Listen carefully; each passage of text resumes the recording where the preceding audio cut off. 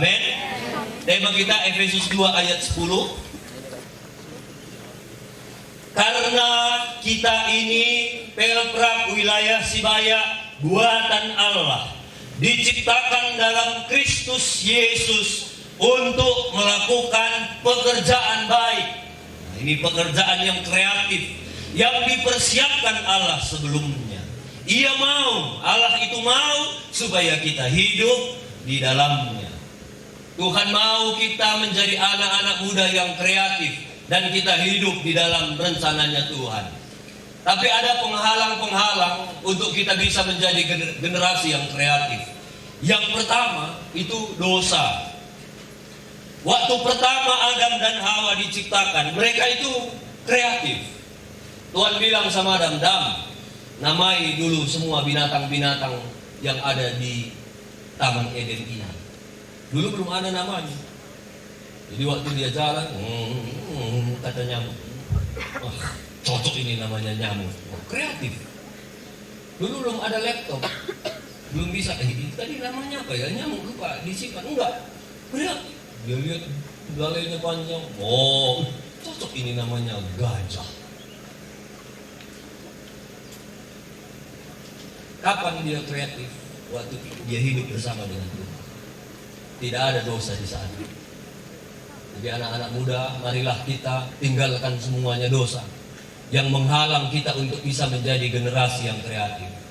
Saya bilang tadi, Tuhan kita adalah Tuhan yang kreatif, Tuhan yang tidak bisa ditebak.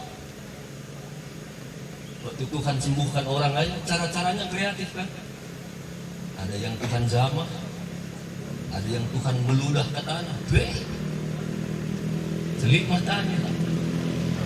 Nggak ada uangnya, datang Tuhan dengan cara kreatif, bikin kau mancing, nanti di mulut ikan itu ada uang. Kreatif itu. Dan cara-cara tidak diulang, cara-cara seperti itu tidak diulang. Nggak selalu cari uang di mulut ikan, enggak. Cari uang di mulut ikan. Kelaparan, coba ada 5 roti 2 ikan. Cara Tuhan itu luar biasa, kreatif. Kenapa Tuhan begitu? Yesus begitu kreatif. Karena yang pertama, Yesus kita itu luar biasa. Dia tidak hidup di dalam dosa. Itu sebabnya anak-anak muda, jangan hidup lagi di dalam dosa. Dosa apapun itu. Jangan pikir dosa kecil, dosa besar. Di hadapan Tuhan, nggak ada dosa kecil, dosa besar. Kalau kita hidup di dalam dosa, kita akan sulit menjadi anak muda yang kreatif. Dosa akan selalu menawarkan dirinya. Dosa akan selalu, iblis akan selalu memberikan ketertarikan akan dosa dalam bentuk dan kemasan yang menarik. Apa yang kita suka itu yang diberikan iblis. Iblis juga sampai hari ini upgrade dirinya. Mereka kalau perlu setiap hari rapat di neraka. Apalagi yang kita buat, apalagi kayaknya cara ini udah kuno, udah nggak gaul. Kalau nakut-nakuti anak muda pakai mak lampir, udah nggak takut lagi mereka. Malah kalau ditakuti pakai mak lampir, sekarang anak muda sekarang nakal, genit semua, dirayunya pula. Kayaknya anak muda suka gadget semua, serang lewat gadget. Apa yang kita suka, di situ dia masuk. Jadi hati-hati, jangan main-main dengan dosa.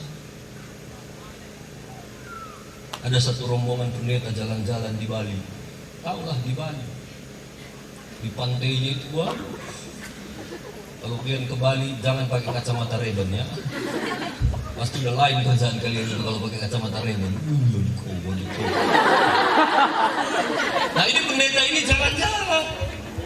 Kebetulan mereka lewat satu tempat, di situ tempat-tempat wanita yang nggak benar. Om, singgahlah om. Berisik begitu. Om, ayolah om, singgah.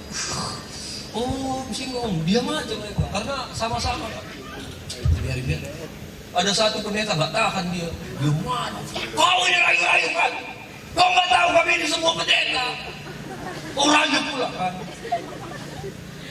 Tante itu bilang, si perempuan itu, om puji Tuhan om, kalau om pendeta kebetulan lagi ada diskon buat pendeta om. Dosa itu selalu ada diskonnya, yang penting kamu mau.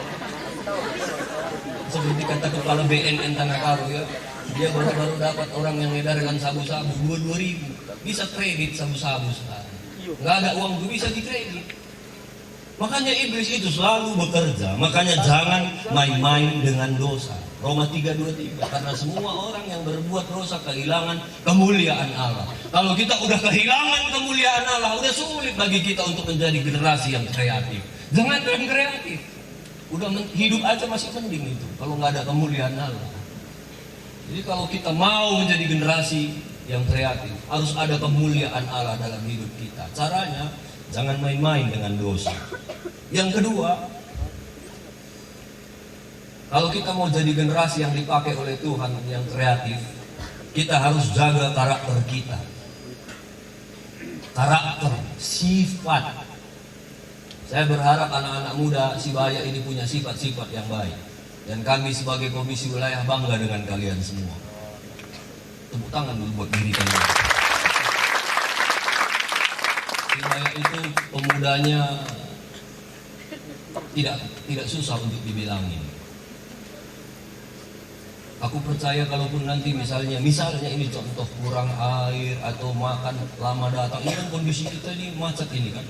Mana tahu ada macet, aku percaya Pemprov wilayah Sibaya ini nggak sumut-sumut. Amin? Oh amin nggak amin ya, bersyukur saja. Saya berharap nanti di kamar apapun yang terjadi selama 3 hari ini, mari kita belajar bersyukur. Amin. Walaupun mungkin nanti ada sesuatu, aduh sakit perut ini, oh kamar mandi penuh. Arab, tahan ya.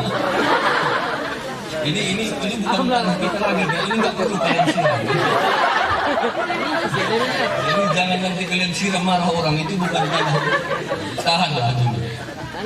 Jaga karakter kita. Tuhan Yesus itu dia punya karakter yang luar biasa. Dia bilang, nakku, pikulku yang kupasang dan belajarlah kepadaku. Karena aku ini lemah lembut dan rendah hati. Saya berharap karakter ini ada di tempat ini dan ada di hidup kita. Kita belajar makin rendah hati. Kalau orang yang rendah hati itu nggak ada pun air, yalah sabar aku ya, belum mandi pun gatal, sabar, itu rendah hati.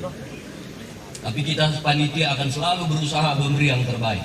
Ini kalau terjadi, kita akan selalu kontrol air semuanya, kamar bagaimana. Tapi kalau ada kekurangan, mari kita belajar sama-sama di tempat ini untuk belajar lemah lembut dan rendah hati.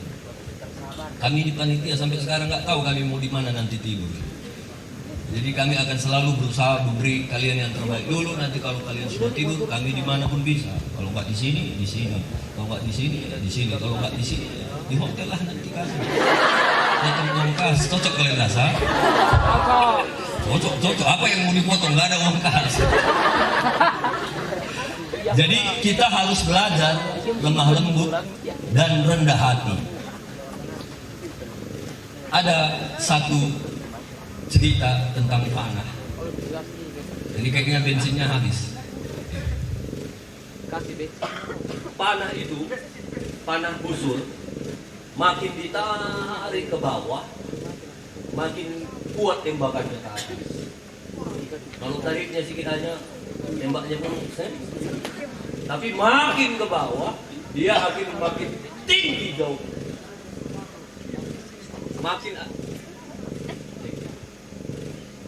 Makin kita anak-anak muda Pemprov wilayah Sibaya makin rendah hati, makin tinggi Tuhan akan pakai hidup kita.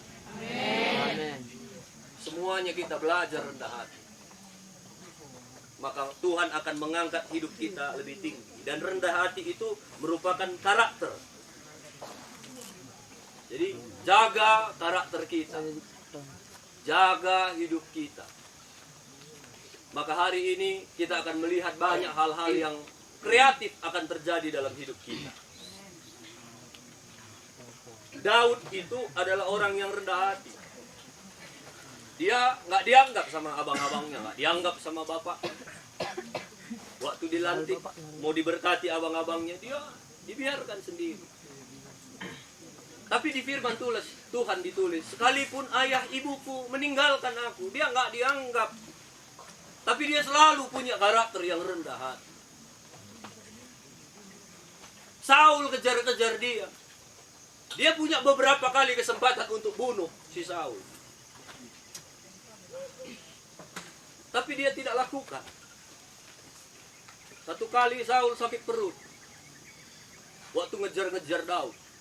Aduh, sakit perut gue, katanya sama pengawalnya. Cari dulu toilet. Oh, di sini nggak ada toilet, raja. Apapun jadilah. Oh, ada gua di sana. Waktu dia masuk gua itu, ternyata di dalam Daud sama pasukannya.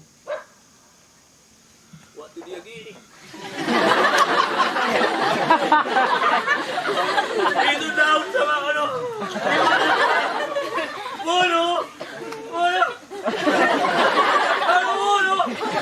Kalau bunuh kata Daud waktu itu, ya langsung mati.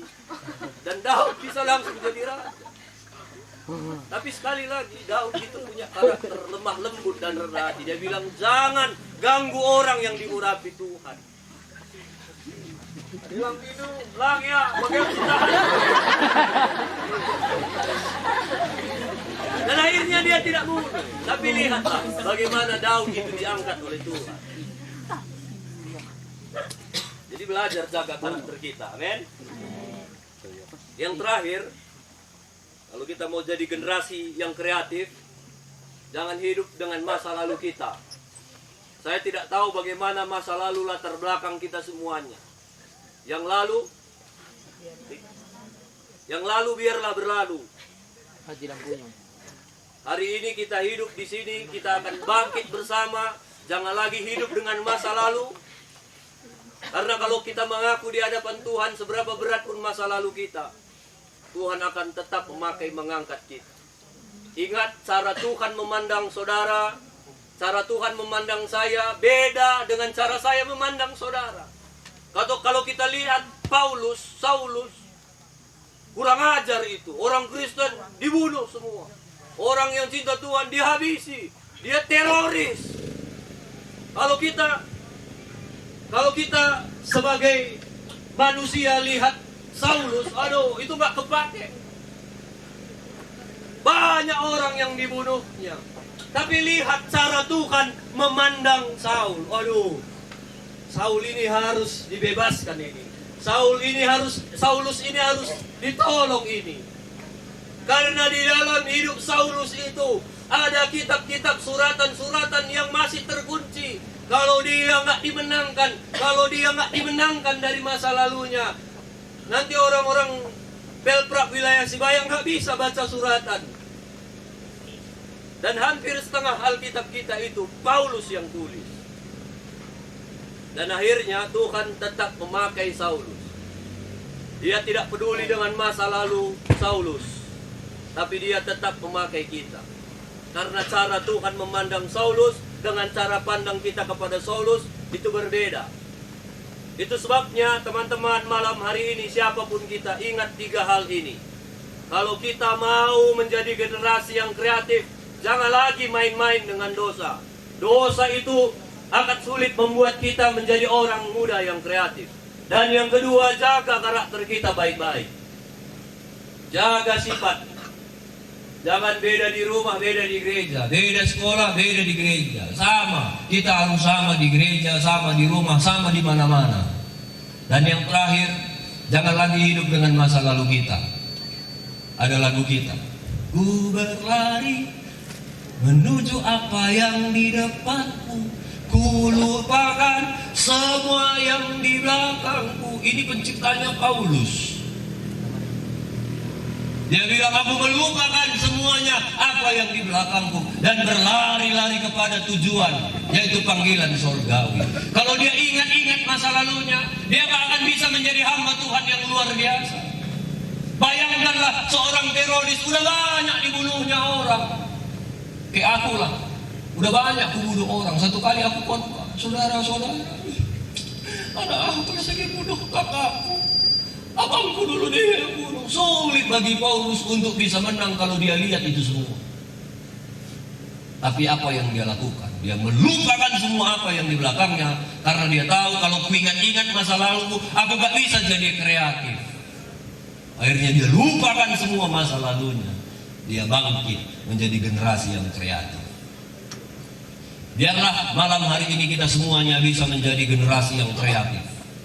Jangan main-main dengan dosa, jaga sikap karakter kita, dan lupakan setiap masa lalu kita. Tidak ada masa lalu yang terlalu parah bagi Tuhan.